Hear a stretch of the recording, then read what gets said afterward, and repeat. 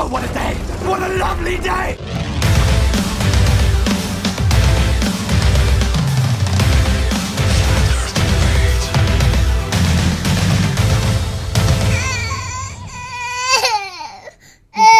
Oh dear. Welcome to Flat Earth Debate Live. I'm your host, Nathan Oakley, and if you're new to this channel, or you've not done so already, be sure to subscribe and hit the bell notification icon to keep up to date with the Flat Earth Debate. If you'd like to join the community debate, then go to nathanoakley.com and check out the Flat Earth Debate forum to keep up to date with the community Flat Earth Debate. If you'd like to support this channel, there is a super chat that runs alongside each of these shows while they are live. There's also a PayPal, Patreon and crypto link in the info box below this video. Most importantly though, if you would like to join the discussion, simply mute the page you are currently watching, then click the link in the info box below this video to join the panel and express your views on the shape of the Earth. If you do join, please don't swear. If you do, you'll be ejected, and if you are, please don't try to rejoin the stream using sock accounts. You'll be warmly welcome back on the next stream. Please also share the show on social media. Sharing the show obviously increases the live audience, but this in turn increases the chances of a more diverse panel. So please share the show on Facebook and Twitter. And one last time, if you're new to the channel or you've not done so already, be sure to subscribe and hit the bell notification icon to keep up to date with the Flat Earth Debate. Now we are joined by Sleeping Warrior and Paul. Good to have you both. Woohoo! Hello. Nathan. Hello. Got a little bit of drama. Oh yeah. A little bit of drama in a good way though, unexpectedly. Go on, fill us in. I'm gonna have to give props to a ball earther. Yeah? Audio guy. So Sean. Yeah, he's actually done a decent video for once. I'm not gonna give credit because I can't possibly give Sean, audio guy Hufford, credit. But I don't know what's going on, but he's obviously had a back and forth with Antonio for whatever reason, and he's actually dedicated a MIDI file, one of his like reprocessed MIDI file things. I don't know, I'm not sure what they're called, but he resamples them and makes them up or something, and he puts his own words to it and makes it like a parody. And it's all about Patricia basically being fab, and it's like, oh my god, unexpected. So a rare shout out for Sean, audio guy Hufford. He's still dishonest, but at least he's done something constructive this time, and he's done something worthy of credit. Shut up! Right, they've been dead quiet all morning, and now for some reason I've gone live with you, and they've just started fighting with me. Pack it in. I'm gonna have to go on mute. But anyway, kudos to audio guy for doing something constructive for once. Shout out retracted. Any signs of curvature? Well done. No signs of curvature. Any signs of axial rotation? Definitely no signs of axial rotation. Shout out to Miguel Perez for smashing the super chat. Really appreciate your support. Any signs of scientific evidence of gravity? What is gravity, Nathan? They can't make their mind up. I've heard Rumpus describing it as a force of attraction between masses that manifests itself in Einsteinian principles as a force, and it's garbage. Gravity, according to the current science, is maths. Nothing more. No forces, no attractions, no Cavendish. It's just maths. So whatever gravity is, according to Einstein, it's just a bit of maths. Any evidence of the distance to the sun? We need to establish that the sun is a physical, tangible object that we can measure, triangulate. You can't triangulate the sun. Take that as a no. What about any evidence of a self-perpetuating molten iron core at the centre of a presupposed spherical Earth? Shout out to Colin Turner for the super chat.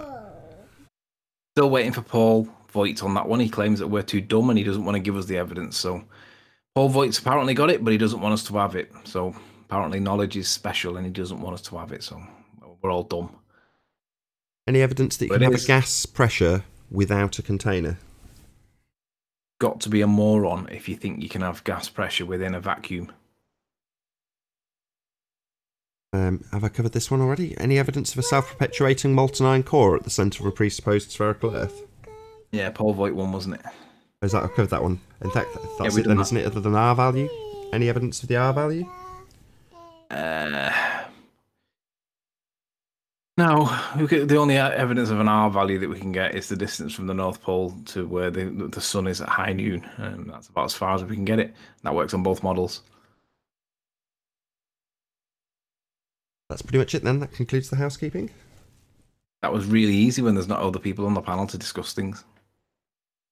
A shame. Nathan, what are we going to do about these ballers? Do you think we'll have to start taking some tactical losses to let them give a chance to come back in again? Because they don't want to be coming in anymore, Nathan. What's going on?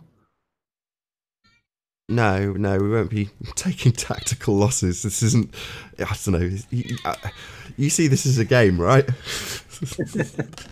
No, I'm just thinking that like the whole body of science isn't doing particularly well, and I thought it was a really reputable discipline that we should all respect and worship, because all these guys in white coats, but when it comes down to it and you ask them to prove what gravity is, they're very contradictory, and they give us all these forces and all that, but when you realize what the actual science is, it's maths. Gravity is just a bit of maths. That's all it is. It's a mathematical construct that warps time in with the XYZ axis, basically. That's what Einsteinian gravity is. That's the current science. It's a little bit of maths. Yeah, I mean, I'm not first. I said this in the pre-show with Paul, back in the day. Say that it's probably only about 2 years ago, but when the debate started, we had tons and tons of globeheads on, and the panel was overrun with obnoxious loudmouth globeheads. So now that the tables have turned a little bit, and it's now predominantly flat earthers that prefer to join because they don't have anything to really present to us to prove their spinning ball religion, I'm quite content with that. That's fine by me. It won't ever change. There'll still be the majority of people out there for the foreseeable future that think we're bonkers, that think we're talking nonsense. And as the ebb and flow of the conversation drifts slightly further away from flat earth, like it did yesterday when we were speculating about the moon, there's going to be someone out there that tunes in at that moment and goes, what a bunch of nutters, let's set these guys straight. And they'll come in, they see the link, they come in. It's happened several times. Yeah. While there might be a proportion of scientifically literate people that are put off when they see a chemist come on and have his ass handed to him, that's short-lived. People are fickle. They've got short memories. I've got a dog in my arms like a baby, but she's scratching hell out on my leg, saying, "Pet me, pet me, pet me." Yeah, I think what we need to remind people is that this gas pressure point is the easiest one for everybody to understand. It's got no good answer on the ball earth model, and it hasn't got any supporting evidence for it. Zero. So it appears that the ball earth model for the gas pressure point is simply logic and reason. There isn't any evidence to support the point that's being made, however you want to describe it. But what we need to see is demonstrable evidence, because according to their model, we live in a gravity environment. There is a force pulling something down. We want to see a gas pressure without a container that is disequilibrium. Show that there is a gas pressure with gravity that we have, and show it. Demonstrate how you can have a gas pressure with disequilibrium, because we have a pressure, 14 psi roughly. So let's see a demonstration of 6 psi in 14 psi and don't have a container. And we all know that that's not going to happen. Even if you had 13 psi, we know that that's not going to happen as well. So I don't know how best to describe this other than this 1 point kills the ball so bad that Conspiracy Cats knows that he's knackered, but he still defends it. And I don't think we should lose this point. I know that there's been this thing to do with 15 degrees gyroscopes where basically they're claiming that Bob proves the rotation of the Earth. Yeah, they ignore the second part, but let's not lose track of the main point. You can't have gas pressure without a container. Literally that simple, because where does it come from? And the explanations are basically pseudoscience. And yeah, they may sound logical and yeah, they may sound reasonable. There's zero evidence to prove that they're true. Logic and reason is not proof. Logic and reason is not the standard. Hey, Travis. What? You say hi to me? Yeah. Hey. Put the horn down. I didn't hear you. What? Pull your horn down. Give us a good pop on the horn. Nah, I'm just driving my car. Oh, okay. I bet your car goes meep. That's better than I thought. At least it's a two-tone. A couple of shout outs. After this show ends, if you are watching this on Nathan Oakley 1980, I'm hoping that I will time it such that when this debate finishes for the Nathan Oakley 1980 audience, immediately after, the Uncurved show will start over on Flat Earth and Other Hot Potatoes with myself and Patricia Steer, the co-host of that show. So check out Flat Earth and Other Hot Potatoes and tune into my wonderful show with my co-host Patricia Steer. Fantastic fun for all. Flat Earth and Other Hot Potatoes, 10 PM UK time, hopefully just after this debate finishes. Also, on Sunday, I'm going on Globebusters. So, Globebusters, I actually approached them about talking to them about this very subject, and Bob was kind enough to say, come and discuss it on Globebusters, and I very quickly accepted. Stressful, this will be, extremely stressful. I've done it once before. I think you were there, actually, Anthony, when we had this conversation with John Savage. Do you remember? About gyroscopes. Why is it going to be stressful? Well, because I've got to tell Jaron and Bob that they're wrong in their assertions, in their logical formulation, in their claims of experimentation. They're wrong, and that's. I think they know it. I think they know that they're wrong, though. I don't think that's going to be too contentious. I think you might be underestimating how accommodating they'll be to that. They'll get it. I know they're saying it themselves to a small degree already, Jaron more than Bob. So yeah, I get that. But by the same token, you know, it's a useful opportunity when, you know, this is being claimed to be proof from the other side. In other words, the observation that they have gone through and then either not or have, I don't know, I haven't kept up with the politics of what's going on with the actual information itself. There's some idea that he's withheld it, Bob, that being, I don't know what the hell that means. It doesn't mean anything anyway. You know, it's not scientific evidence of anything. It doesn't prove anything. It's not empirical. But the people that are using the same formulation of a logical fallacy on our side, when the assertion doesn't work out, the assertion just seems to be stolen and a new logical fallacy formed, affirming the consequent, of course, and it's just used by the opposition. It's like, well, it was a logical fallacy when it was being used by Bob. It's a logical fallacy when it's being used by you, Johnny Globehead. So, unfortunately, these gyroscopes aren't proof. They've never been proof. They're no more proof than a Foucault pendulum or a set of Cavendish balls, and we rip those to pieces on a daily basis almost. So, but they are indicative, though. They're not proof, but they are indicative. You can extract logical deductions from things that have no connection to other things if there's a correlation. So you can take the correlation of a 15-degree turn of the stars in the sky and claim that it's cause for the gyroscope to turn. Well, you can claim that, but there's a way of actually proving it, isn't there, Anthony? Proving the cause, yes. But we all realise that you can't manipulate the rotation of the Earth within science to prove that it is the cause of the sunsets. Clearly not, Anthony. Otherwise, I wouldn't be going on Sunday, would I? So the issue is, well, if we're not able to be God ourselves, how do we then prove the Earth rotates? Right. So Andres Ace gets a shout out because he published something that pretty much made me feel sick. A guy on some YouTube channel with Brazilian subs talking about the scientific method. But his method was the modern astrophysicist's method of basically observing a phenomena and drawing a conclusion and then ruling out possible correlations that aren't the great correlations. And then the closest correlation becomes a theory. And I was just outraged by it. I was like, what the hell is this? So this is literally the verbalization of the hijacking of real science. This is some guy saying, not pointing out that there is an empirical method, that science is a way of proving things, pointing out that it's a way of discounting correlations by observation. You're like, this is the method used by pseudoscientists. And sure enough, 2/3 of the way through the video, roll on the pseudoscience astrophysicists and their conclusions about the observed phenomena in the sky. You're like, oh, what a shock. So this is the bastardization of an empirical method to mean what men say. Yeah, I agree. I just want to give an update on the education situation. Currently, the position is that they've told me to change my topic, and I've said no. I haven't heard directly back from the university after telling them no, and they got the information on Friday.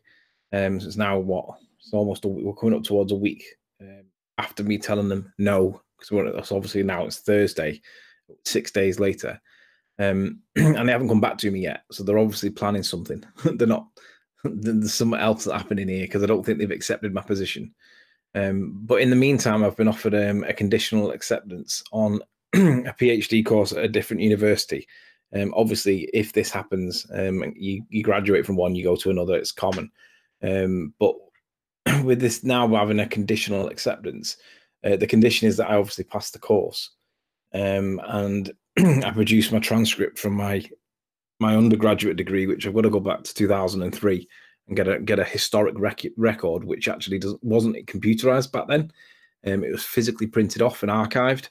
So I've had to find the archives department and pay them 10 quid just to go and physically retrieve the physical paper, right? They don't have electronic copies going back that far. There are physical copies. Now, they've offered me a conditional place on producing that, which won't be a problem, but it's going to create a problem if they kick me off this course. So as and when this current university teacher issue, if it starts going bad, then I'm just going to flip that out my wallet like a Batman, like a police warrant card. Go, whoosh. So there you go. There's my conditional offer. If you kick me off this course, you're going to jeopardize that. That's actionable in court because you're going to have to make sure that you actually are correct. And I haven't got any disciplinary issues. I just want to critically write a challenging paper on a topic of my choice, and they just don't seem to want me to do it. But now I've got an acceptance or a conditional acceptance for a different university course from a different institution on the same topic that I'm writing about now. It's not going to help them if they kick me off the course because another university of a higher caliber or a higher course is basically saying, yeah, you can get on if you can prove that you've got your degree from 2003. So shout outs to the education system. So if they kick you off the course, that's equivalent to failing? I think that would be considered extenuating circumstances for the PhD. I think that if I tell them that it was the same proposal for them as it was for the masters, I think perhaps they may allow me on anyway, because they're going to kick me off without my work being questioned. So I don't know whether I will or not, because technically I would fail to meet the minimum requirements for the course. But if I'm failed to meet the minimum requirements on the topic that I'm writing the paper on, that they've given me a conditional acceptance on, then that may well be good reasons to let me on. It may not be. I may not actually get on it, but it's definitely interesting that they've given me a conditional acceptance subject to proving my transcript, and which isn't going to be a problem, I don't think. But also that I pass this current course, because obviously you need to pass the course, but if they kick me off it, I can't pass it. But if they kick me off it for doing the proposal that they've accepted, then they should really let me on it. But I'll have to appeal the process. I'll have to go through that like gratuitous, extenuating circumstances thing that you have to go through if you don't get the grades, and argue my case. So I may get it, but probably won't. But at least it doesn't stop it completely. But it's definitely interesting to play one university off against the other. Shout outs to the universities. Hey, Chocolate. Good morning, guys. Hey. Morning. Hey, like the Fonzie. Yeah, that was it. What's up, guys? Just shouting out the education system for being in a state of disarray because they can't handle somebody challenging the teachings of the Copernican model. They don't like it.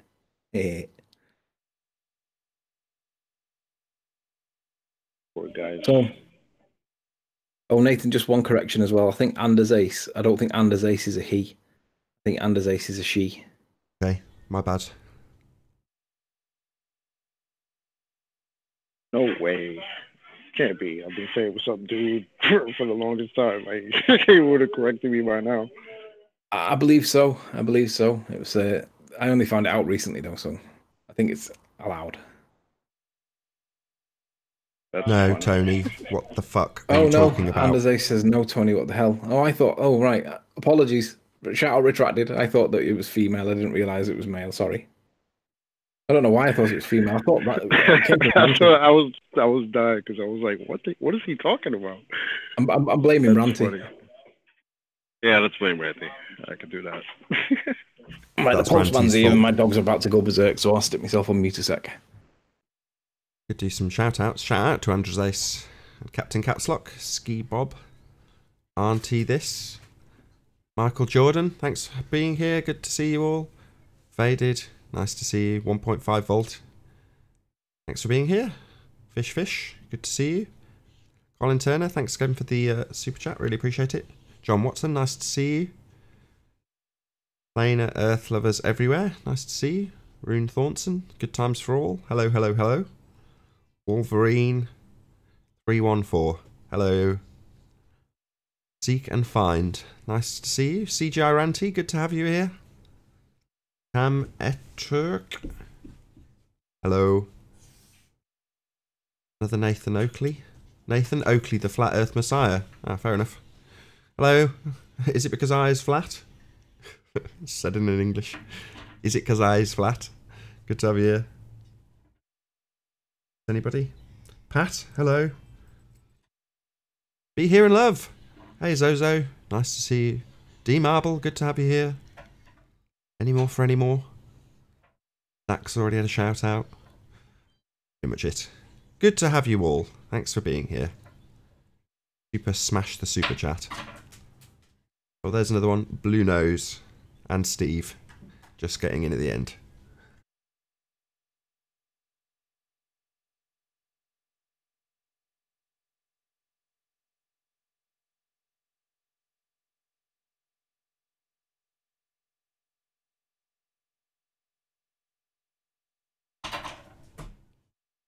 All gone very quiet. So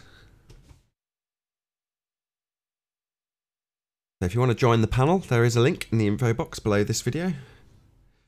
Feel free to mute the page you're currently watching, click the link and share your views on the shape of the Earth. A surprisingly calm panel for the last few days. See who disturbs the peace. Got to be someone. Please, somebody prove the ball so I can find something else to do. Yeah, same here. Come on, Glowers. I'm improved this sphere already, so, you know, all us flat earthers could just go away and find something else to do. Like, come on, let's go. What are you guys waiting for? I'll give us something to talk about maybe because it relates to the topic earlier about the gyroscope.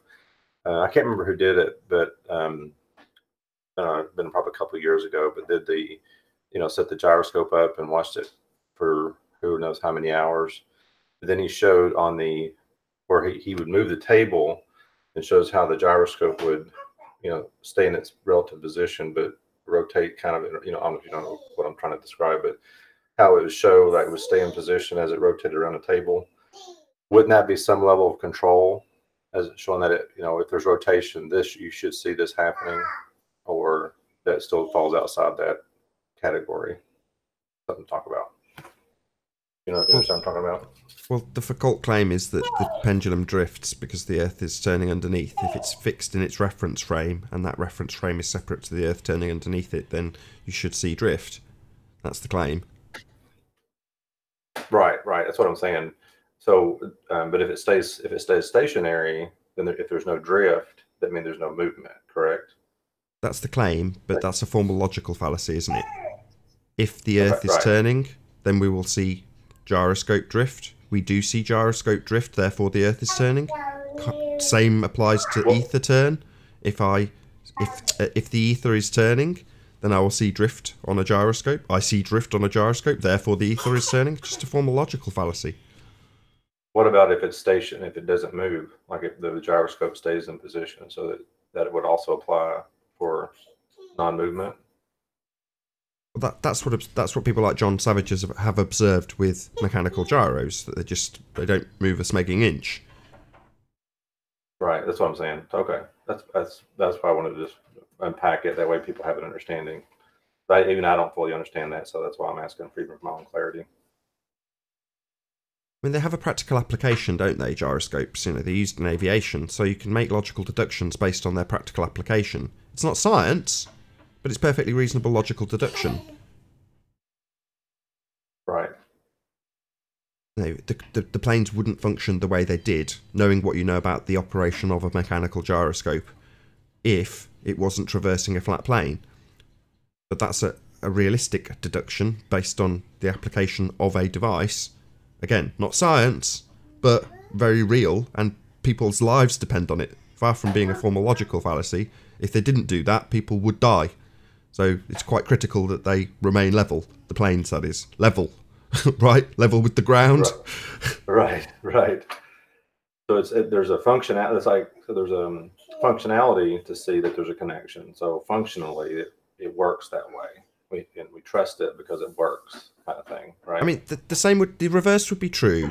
It wouldn't be a logical fallacy if what you observed was self-evident. In other words, if the Earth was turning and it was in fact self-evident that that was the case, we'd have, obvious occurrences of things like Coriolis effect. Now, that being the case, you can then say, well, that's observably bloody obvious that we're turning.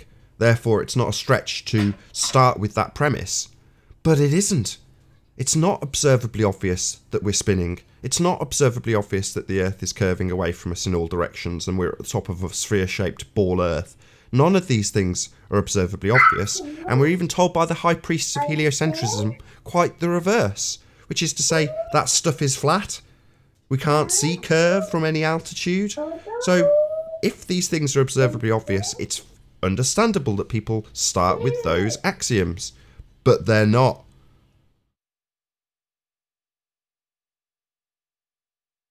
Good points.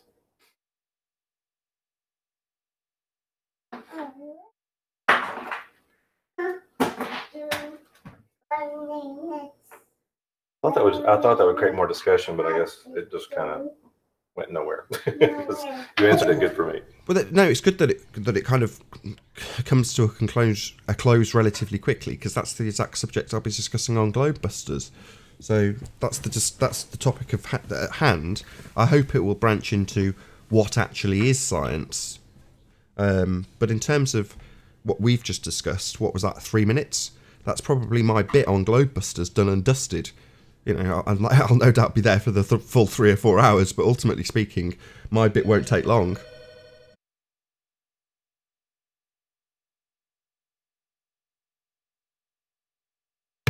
I'm sorry, I had to jump off. I got something I got to do real quick. I'll still be here and I can still listen. I just can't talk very much right now.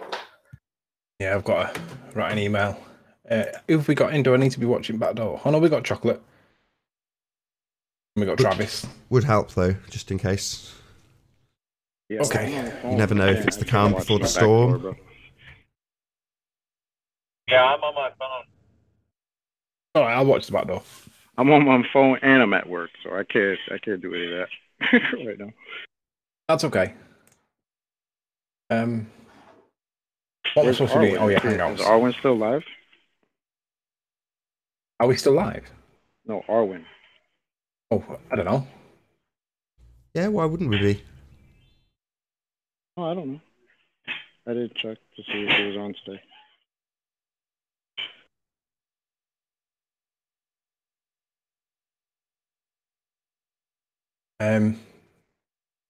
Yeah, we're still live. I hate it when people say that, because I have to frantically panic and go, "Is something gone wrong? Have I pressed a button by mistake?" No, everything's cool. No, I'm just preoccupied by a letter that's just come through the door that I just can't help myself with excitement, so I'm gonna have to go and do a response to it. No, Nathan, I wasn't talking about you. I meant Arwen. I was asking if Arwen is still live. Oh, my bad. What I'll do, Nathan, is if you shout me if there's a potential bogey coming into the chat, I'll keep the window open, but I'm not going to be actively watching it. So just tell me actively if someone joins that needs to be removed, so I can just divert my attention to it. So basically, trolls, if you're going to try and attack the show, now's the time to do it, because this is the weak moment. But you will not stop us. Rah. They ain't doing nothing. Nah. I like how Jose, if the panel's full, will say, "Ah, circle jerk." Whereas when the panel's relatively empty, half full, I should say, not a word from him. Yeah, right. Hey, Jose, thanks for the tip-off about Sean's video. Appreciate that. It was a decent video, that. I've not seen a good video of Sean's for a long time, and finally he's done one. If your link is broken, just refresh the page. Should work. I'll watch the chat. If somebody else still says it's broken, I'll double check it, but it should be fine. I thought of a topic we could probably discuss. I mean, it's flat Earth related, but not specifically to the evidences. But is there a danger because most of this discussion is going on YouTube and it's not going on in? I mean, there's obviously social media like with Facebook and stuff like that, but that it's not getting into like more other areas. That it's only seems like it's happening and only in the social media environment. Is there ways to kind of? I know we could talk individually to people, which was taking it out of social media, but pushing it into other arenas. Name one or name a couple. What arenas? Well, more like it's truly a university. So I know Anthony's working on it now with his. Is there any other ways to maybe push it into the academic or school system, or I don't know? I guess the academia is the only place that could really go, unless you're just talking to people individually about it. So, is there any other ways we could probably push it into academia, force them to force their hand? You know what I mean? I don't know. I mean, you say that we've got the biggest base covered, though, in terms of the amount of people you can reach by this format. Potentially people you can reach, I should say. Well, that's true. I remember something a while back about even like the search engine bubble. You probably heard that term before, which means if Google and everybody remembers what your searches are, and it limits what you see. Like like even you were noticing, like most of my videos on YouTube are just flat Earth related. That creates a search engine bubble. And ways to break out of that, keep out of that. I don't know. Yeah, search without cookies or whatever. Use a VPN. Just try and appear anonymous in terms of how you search, so that you get a bit more random information rather than totally just related to all your cookies. Hey, Flat on Earth.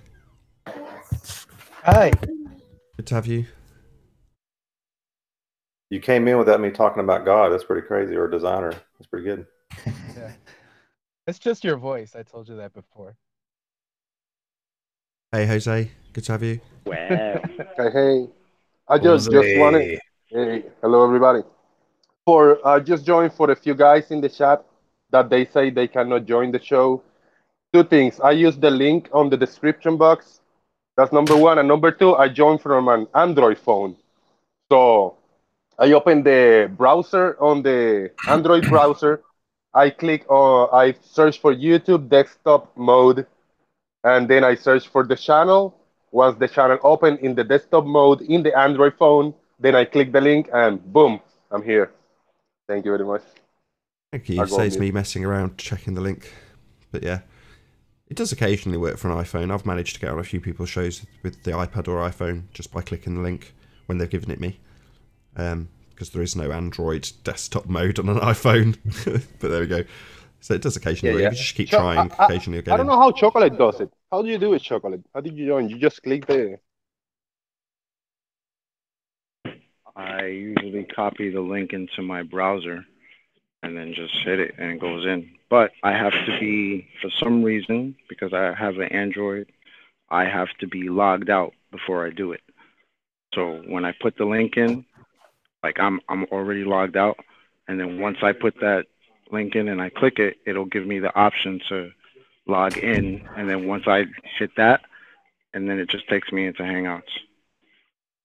Might sound a little complicated. I had to figure it out so that I can come in, because I couldn't do it straight from Skype, and sometimes it gives me a problem straight from YouTube. So. Okay, but we got to figure it out. So Michael Jordan and others in chat, if you want to make it work from Android phone, Google it, bro. Well, make sure, first of all, do they have Hangouts? Like, I mean, do they have everything they need? Phone, yeah. No, guys, work it out. Try, if it doesn't work, try logging out first and then going into the link, and then if it gives you the option to log in, that might work. I don't know if it'll work for everybody or nobody, but it works for me. So try it out, guys. You can still do it on your Android phone if you go in and change the setting in the browser from the mobile option to a desktop option in the browser, I was able to get in fairly easily just doing that, just clicking on the link. And that's what I did right now. Yeah, I searched for YouTube on the internet, and on the options, I click on desktop mode. That's what I mean, the desktop mode on the Android, and just click the link. Yeah, but I don't even have to switch to desktop mode or anything. I take the link, I copy it, I put it into my browser, and once I click that, after I make sure that I'm logged out of Google, once I click it, it just takes me right into Hangouts, and then I log in. That's it. Are you there, Anyway. Anthony? Can you hear me, Anthony? Yes, I can. A couple of days ago, you told me about a Rhetoric video. Is it worth me appealing to the audience to see if anybody downloaded it? Which I can't remember what video you're on about. You dropped me a line and said, "Have you seen the latest Rhetoric video?" Of course, my answer was no. I don't watch that garbage.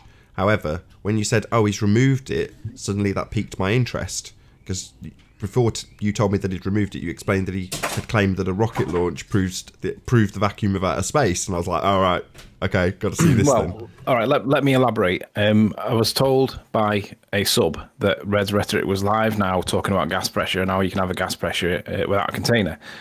And then time had lapsed, and then he said, "Oh my God, he's using rockets to explain it." Now, that's the third party hearsay evidence that's the authority that I got. When I went to look at the video, it was gone. So although he may have addressed it in some way, I don't know how accurate the citation is. But if anybody has a copy of the Red's Rhetoric Hangout where he's now deleted, something to do with gas pressure, rockets and shit like that, let's have a copy of it, because I want to see what he said. He's a bit of a slippery sucker. Yeah, I saw it. There might be a way I might be able to get it to you. I got to see if the guy still has it on his channel. You have to give me a little bit, though. I'm just looking. I don't see it anywhere on his channel. Yeah, you won't find it by searching. It's gonna require somebody to have intentionally downloaded it, like Ranty did last time he made a cock up, and that was just very, very funny. I mean, the fact that Ranty snagged it last time caught Jaren's attention, and literally the following day, Ranty was on an interview with Jaren talking about it. Because what happened was, I think that happened in the middle of a debate that he was having with somebody. So I'm going to see if I can contact the guy, see if it's cool for me to post it or share it with you guys. Well, basically these ballers can't deal with this gas pressure issue, so they need a distraction. And at the minute, Bob's on the receiving end of said distraction. They need desperately to get away from this point, and Bob's the target this time. Could have been me, could have been Nathan, could have been anybody, but on this occasion, it was Bob. And they're all making this big song and dance over this thing with Bob, which, even if, let's just say for argument's sake that they're right? Let's just give it them. Let's deal with the gas pressure, because that's the thing that kills the ball. You can't have gas pressure in a vacuum, and we all know it. We all understand it. You guys can't demonstrate it, can't prove it. It's just bullshit. I've been asking a few people in chats whether or not they believe ballers, obviously, whether or not they believe in the sky vacuum, just to gauge their reaction, see how in their minds they qualify that. Because it's absolutely the case. You point up at the blue sky and you go vacuum. That's if you're a heliocentric believer. But it's weird how people have, I don't know how, I'm hoping over time we'll figure out how the programming has managed to do this, but how people have a disconnect between looking up at the sky and recognising that their religious belief is that the sky is a vacuum, because there is a disconnect. In other words, several people have said, no, I don't think the sky is a vacuum. Outer space is a vacuum. It's like, oh right, so what am I pointing at then when I point at the sky? I'm not pointing at outer space. It's in all directions. So yeah, I'm definitely pointing at what you think is a vacuum when I point at the sky. You just don't think it's actually where space is? Or what? Because, like I say, I don't know where that cognitive lapse occurs. I'm hoping to find out, because then I can take the piss out of it. I think I stand my ground that I used to say it might not even be a vacuum, like a negative pressure system, but I used to think it has to be a very low pressure system. And that's kind of the explanation of the ballers. That is very, very low. It has some whatever molecules of air or something like that system. So I think that's what it is. A very low system. It's not necessarily a vacuum. Yeah, that bit we're all in agreement about that bit because we experience it though, Jose. The bit isn't. That's not the bit that's the issue. The issue is the bit beyond that bit that you've just described, which would be a vacuum. 10 to the minus 17 torr. Yeah, because the 10 to the minus 17 torr is what the rocket scientists in quotes say that the space of vacuum is, that they build all their rockets and stuff, right? But I mean, what if that Salah is not a 10 to the minus 17 torr? It's just a very low pressure system. That's maybe one of the things that we have been lied to about what the composition of the outer space is. It's maybe not even a vacuum or whatever. It's some kind of other matter that we are not aware of. But that creates all kinds of other problems. That might well be the case, Jose, but absolutely without question, it's the linchpin of the heliocentric system. It's absolutely got to be a vacuum. That's what it is. That's what space is. Oh, I agree. Yeah, definitely. And I'm gonna get yelled at by some of the ballers whenever I jump in one of their Discord or panels because whatever they want me to just learn the right way. But screw it, I'm me, and I got my own brain on this.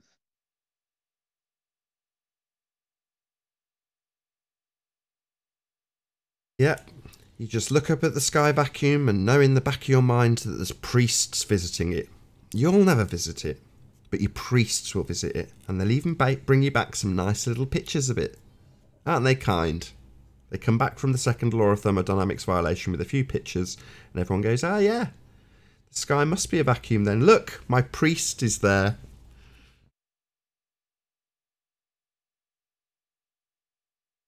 Back in the day... Sorry, go on. Right. So at least some of the space agencies are doing something good because most of these communication system that we are working on today, the technology we are talking through, it comes from mostly the space agencies. It could be freaking loony Google Looney Tunes thing, loony balloons, but still they're doing something. They're helping us with the communication system. Yeah. How are they doing that? I don't know. Some people say it's the actual what do you call satellites? Some people say it is helium balloons. Some people say it's drones, some kind of different tech.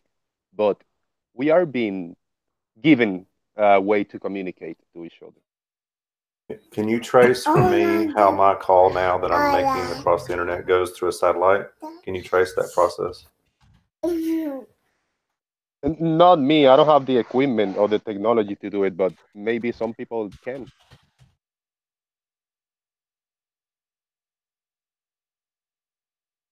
I learned something today. I actually work for a telecom company here locally. And I actually discovered something today, which I kind of knew, but it actually got confirmed. Like one of the biggest providers here in Tennessee is AT&T. And you probably have, everybody holds no cell phone service, but they also do our major telecom process. The company I work for actually connects from our service to AT&T and moves on from there. And it's all done fiber optically. So like from our service and where we service to, it goes through the neighborhoods fiber optically and connects to AT&T, and then wherever AT&T goes from there.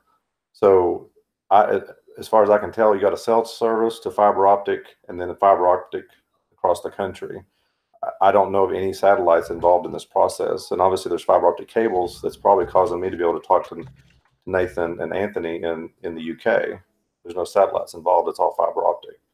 So now you could say the science has done that, or the space agencies have created the fiber optic, but I don't know. I don't know the research. Technology, though, isn't it? That's not science. Right. Exactly. So there's a difference between science and technology. Would you like a citation? Oh, go for it. Go for it. Bring it up. Let's see it. That's why I was clear. I didn't say science. Yeah, I say technology. You know. Yeah, because it's always good to bring up a citation for the difference between science and technology, because to be fair, we all get it wrong. We all think that science and technology are interchangeable, but they're not. GLY.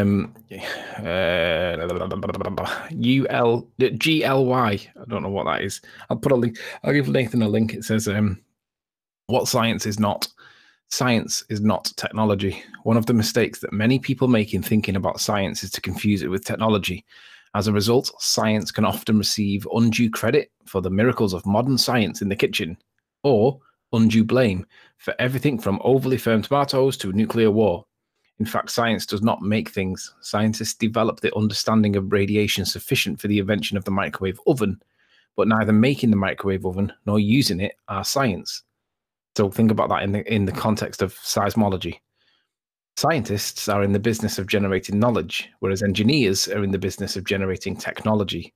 In short, science often leads to technology, and it often uses technology, but it is not technology, and in fact can operate quite independently of technology. In other words, science is not the use of the technology. That's the key point to make.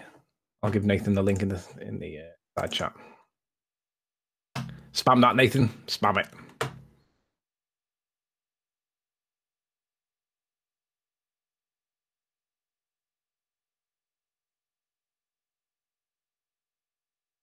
And the best way to deceive somebody is to mix a little truth with a lie. So NASA could be getting data through balloons, through high altitude aircraft, and that data is legitimate. But that they take that one piece of truth to legitimize the lie. So, you know, saying these space agencies done that, well, that may be true, but that doesn't legitimize everything they've done. Shout out to those who say my voice, the sound of my voice is boring. Thank you very much. I know it's boring, but at least my broken English make it fun. Thank you. Yeah, and how many languages can you read, speak, guys? Jose, you're meant to agree with me. Indeed. Two. Yeah. I actually speak two. I speak American and Southern. So right now I'm trying to speak American, but then I can speak Southern. If you speak properly, you speak English too. I speak like 17. I speak like 17 because all the Spanish different slangs that I speak.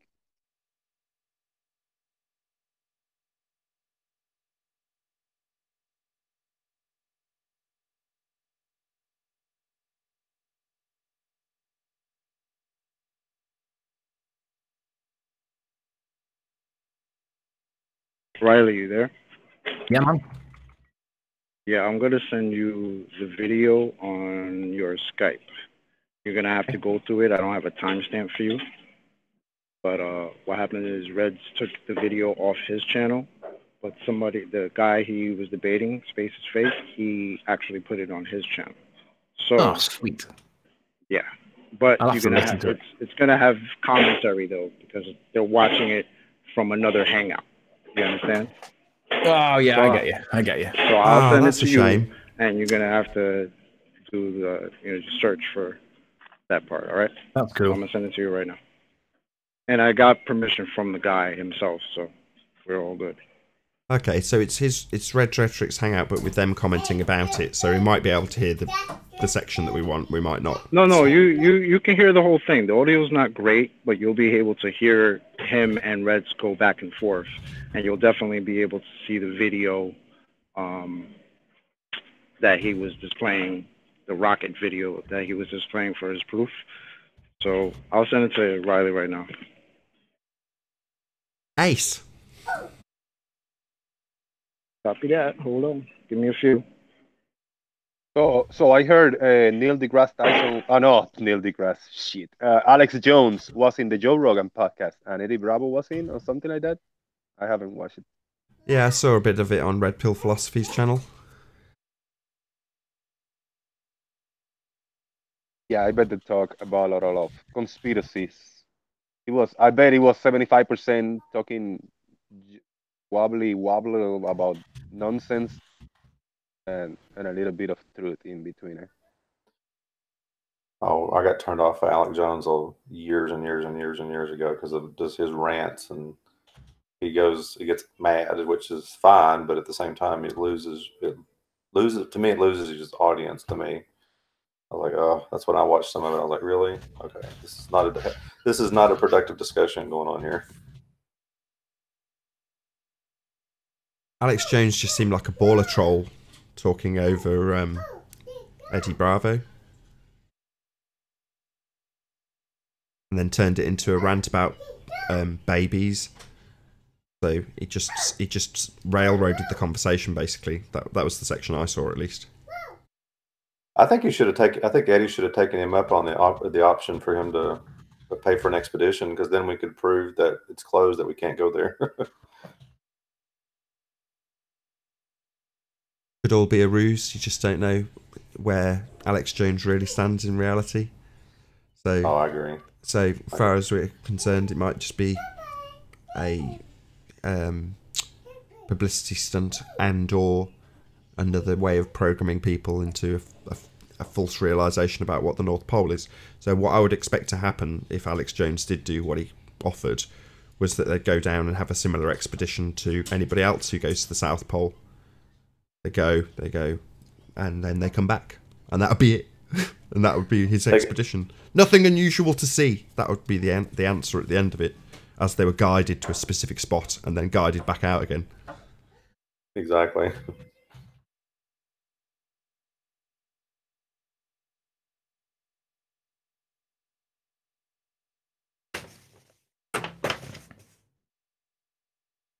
On the other hand, if Alex Jones just did it of his own volition, didn't apply for any permits and just went and was stopped, that would be fantastic, right? Won't happen.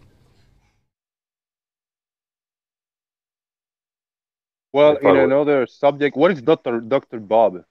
I want to hear Dr. Bob. He's been very active in Discord. He's learning the debate skills, and he's been. Bob doesn't know anything about the scientific method yet. He preaches science. He's not a very good ambassador for the Ball Earthers. He's becoming popular for some reason. It's probably because he's got the alluring voice, but he thinks that you don't need to have an independent variable in a scientific experiment.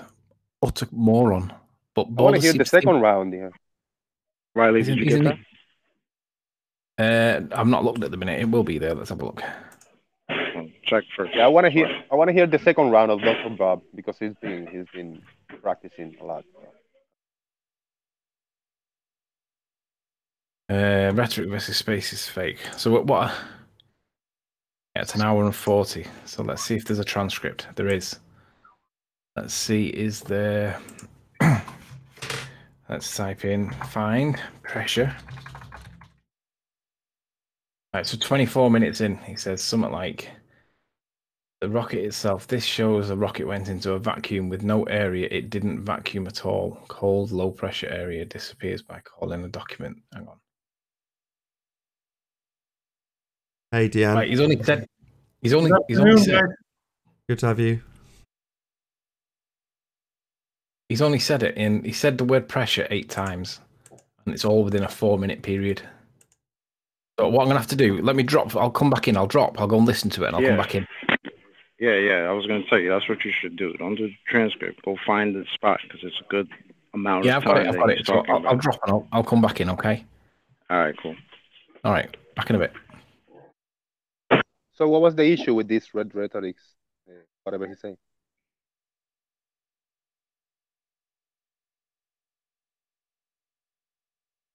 Buddy, did Rhetoric contradicted or something, or what went down?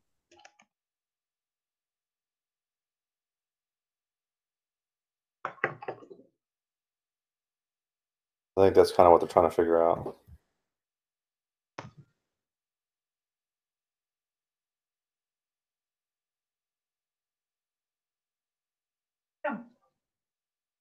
Got a bit of Bill Hicks nonsense going on in the chat.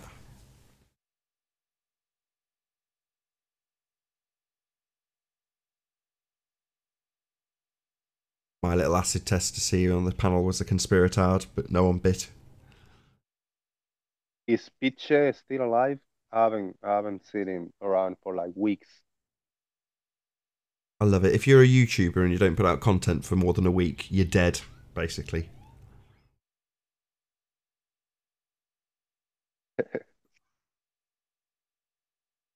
Shame on you, Rune Thornton.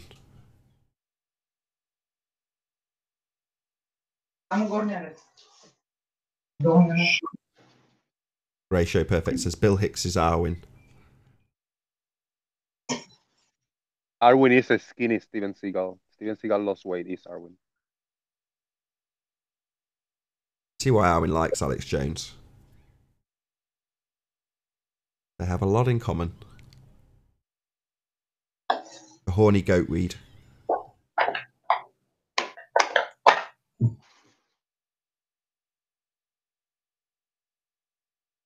Yeah, Patricia Steele is an all beautiful redhead woman. I love her. I always do. That was random, but I had to throw it out there. That gives me a chance to plug the Uncurved show. So if you're watching this on Nathan Oakley 1980, I'm hoping that I will have timed it such that the show will finish. So in a moment, I'm going to round out the live show for the live audience, but the after show will continue as ever.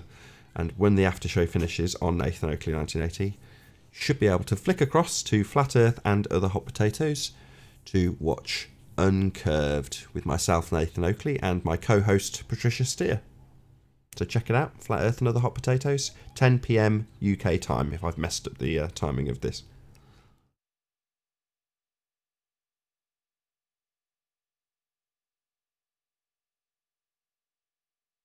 You will be watched. I hope so. I really enjoyed doing that show. It was at 11, and I've got to be honest, it was a killer doing it at 11 PM UK time, but she very graciously put it back an hour, which makes it a lot easier.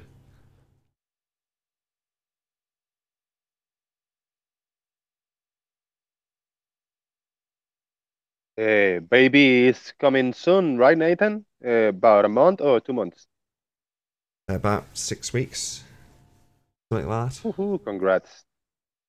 Yeah, it's exciting. Another screaming baby.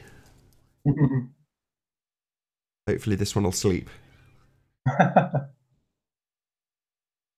See it at the various creches and groups that I go to, where you've got mothers with more than one kid, and one of them will be a sleeper and the other one won't. Well, I've already had the non-sleeping child, so I'm really hoping the next one sleeps.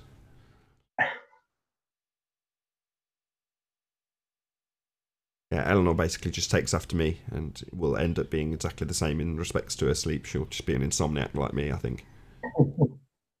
Sorry for my giggling. Somebody wanting to share something? Paul? Yeah, I think it's funny. I just remember this from Globebusters, and I thought this would be fun just to kind of share. I won't play the sound, so you won't get a copyright strike. But it's supposed to be the first balloon to go up and see the first look at the stars. Did anybody see that? Yeah, you're sharing the Hangout page at the minute, but yeah. Oh, sorry. Here we go. There you go.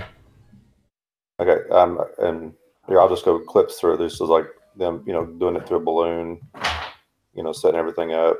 They've got a telescope on top of it somewhere. Let me see if I can find the telescope.